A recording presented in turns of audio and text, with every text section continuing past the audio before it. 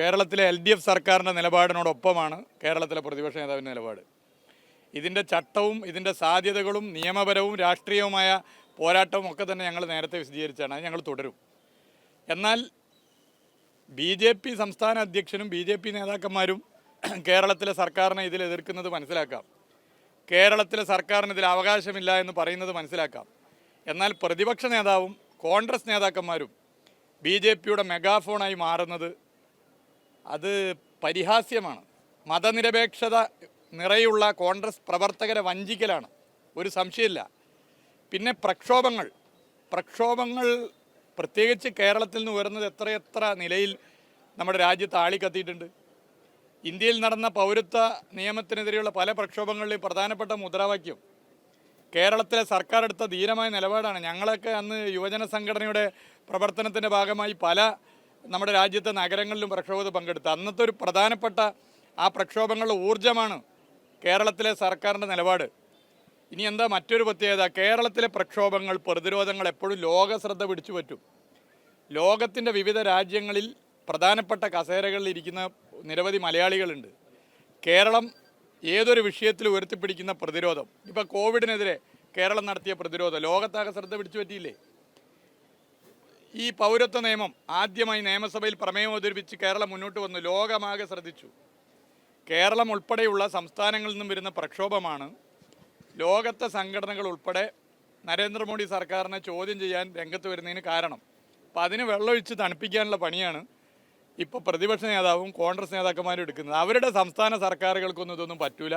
അതുകൊണ്ട് നമ്മളാരും ഇതിൽ നിലപാടെടുക്കേണ്ട എന്ന സമീപനം. ഒരു ഭാഗത്ത് ഓരോ പഞ്ചായത്തിലും കോൺഗ്രസിന് ഓരോ നിലപാടാണ്. ഇതെന്തൊരു പാർട്ടിയാണ്? ഇതാണ് പൊതുവെ ഈ വിഷയത്തിൽ പറയാനുള്ളത്. അതെ, നൈറ്റ് പൗരത്വ നിയമം നടന്നതിന് ശേഷം നിരവധി നൈറ്റുകൾ കടന്നുപോയി. ഒരുപാട് രാത്രികളും പകലും ഒക്കെ കടന്നുപോയി. ഒരു രാത്രിയിൽ ഇവരെ ആരെയും നമ്മൾ കണ്ടിട്ടില്ല. നിരവധി പ്രക്ഷോഭങ്ങൾ നടന്നു. എവിടെയെങ്കിലും രാത്രി പോട്ടെ, രാവിലെ വരെ നടന്നിട്ടുണ്ടോ? ഇവരിൽ പലരും UDF സ്ഥാനാർത്ഥികളിൽ മഹാഭൂരിപക്ഷവും നേരത്തെ MP-മാരല്ലേ? നൈറ്റ് പോട്ടെ, മോർണിംഗിൽ പാർലമെൻറ്റിൽ ശബ്ദിച്ചിട്ടുണ്ടോ? മിണ്ടിയിട്ടില്ല. ഇപ്പോൾ തെരഞ്ഞെടുപ്പായപ്പോൾ നൈറ്റ് മാർച്ച് വന്ന് പറഞ്ഞ് മുന്നോട്ട് വരികയാണ്. അത് കുറച്ച് ആരോഗ്യത്തിന് നല്ലതാണെന്നല്ല, അപ്പുറത്ത് രാഷ്ട്രീയമായി ഇവരുടെ ഇരട്ടത്താപ്പ് പൊതുവെ ആളുകൾ മനസ്സിലാക്കും. ഇപ്പോൾ സമയം കുറവാണ്. ഇത്രയും ആളുകൾ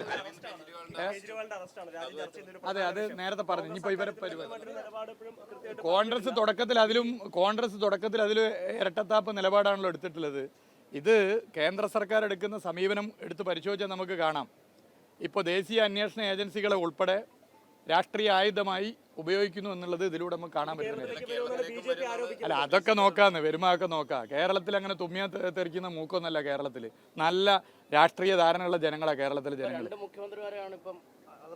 ആ, അത് നോക്കാം, എങ്ങനെയാണെന്നുള്ളത് നോക്കാം.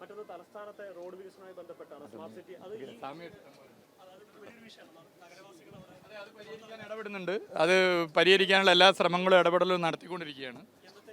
അത് നേരത്തെ പറഞ്ഞതുപോലെ ആ നിലയിലേക്ക് കാര്യങ്ങൾ ചെയ്യാനാകുമെന്നുള്ളതാണ്.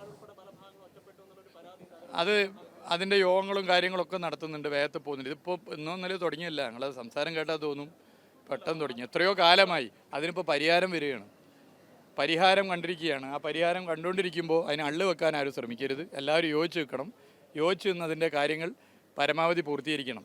നേരത്തെ ചില റോഡുകൾ തുറന്നു കൊടുത്തു, ചിലത് തുറക്കാനുള്ള പ്രവൃത്തി പൈപ്പൊക്കെ അടിയിലൂടെ ഇട്ടിട്ടാണല്ലോ. അന്ന് ആ കുഴി ചാടിയിട്ടാണ് ചിലർ പറഞ്ഞത് ഈ റോഡ് ഇപ്പോഴും പറഞ്ഞ തീയതിക്കായില്ല. അന്നും ആ പറഞ്ഞ തീയതിയിലല്ലായിരുന്നു. അന്ന് പറഞ്ഞ റോഡ് വേറെ ചിലതായിരുന്നു. എന്നാൽ പറഞ്ഞ തീയതിയിൽ തുറക്കുമെന്ന് പറഞ്ഞ റോഡുകളുടെ കുഴി ചാടിയിട്ടാണെന്ന് ചില റിപ്പോർട്ടർമാർ ഇടപെട്ടത്. ഞാൻ പറഞ്ഞല്ലോ, തെറ്റായ ചില പ്രവണതകൾ അതുമായി ബന്ധപ്പെട്ടുണ്ടായിരുന്നു. തെറ്റായ ചില പ്രവണതകൾ, ചില കൊലക്കൊമ്പൻ കരാറുകാർ നടത്തിയ തെറ്റായ പ്രവണതക്കെതിരെ ശക്തമായ നിലപാടാണ് LDF സർക്കാർ സ്വീകരിച്ചത്. അതിൽ പ്രയാസം തെറ്റായ പ്രവണതകളുള്ളവർക്കുണ്ടാകും. അതിൻ്റെ ഭാഗമായി പലരെയും വിലക്ക് വാങ്ങാനുള്ള ശ്രമം ഉണ്ടാവും.